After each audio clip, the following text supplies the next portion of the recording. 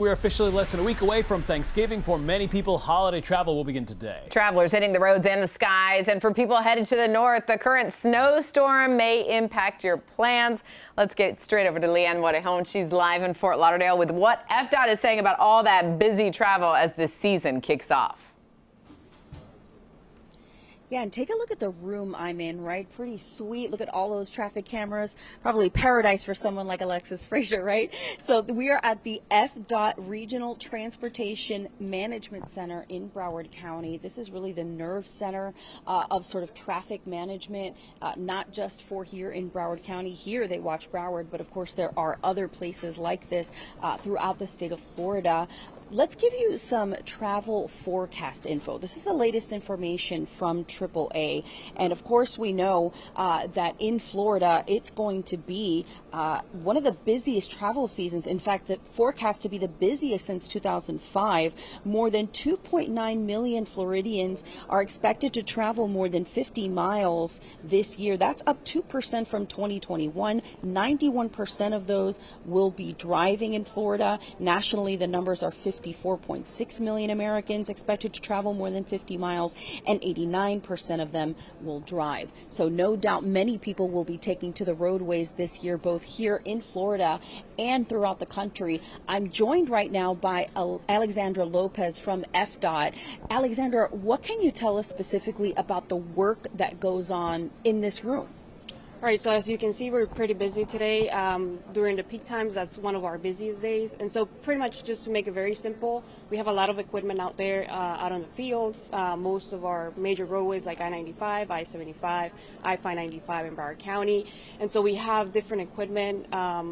The main source of data that we have are our traffic cameras. And so what we have here is operators. We're staffed 24/7, 365 days a year. So on Thanksgiving, we'll be here.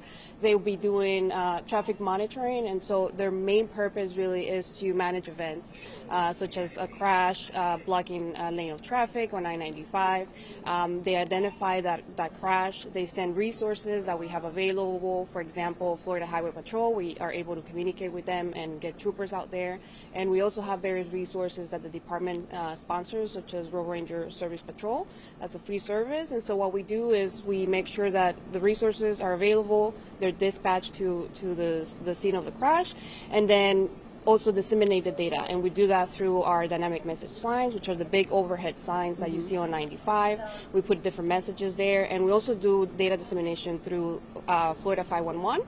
Our website, and you can see images from our cameras, and you can see traveler information. So a lot of the data we collect, we make it available to the public through different venues. One of them being the website. We also share data with Waze and things of that nature. That's great. Thank you so much for explaining all that. These folks not only able to watch these real-time cameras, but also do something about the things that they see. I also want to mention to you just a quick traffic alert. I know Alexis Frazier mentioned it just a moment ago.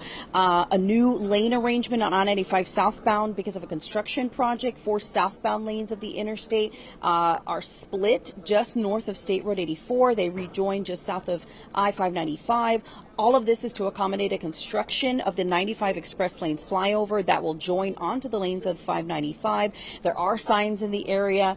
Keep an eye out for that because that's already affecting traffic, and the project won't be completed until January. So already we are seeing things that will affect your commute if you're out on the roadway. Again, lots of drivers expected during that holiday season travel period, which is expected, which is usually measured from the Wednesday before Thanksgiving until the Sunday that follows. So lots to expect on the roadways. Be prepared. For now, reporting live here in Fort Lauderdale, Leanne Morejon, Local 10 News.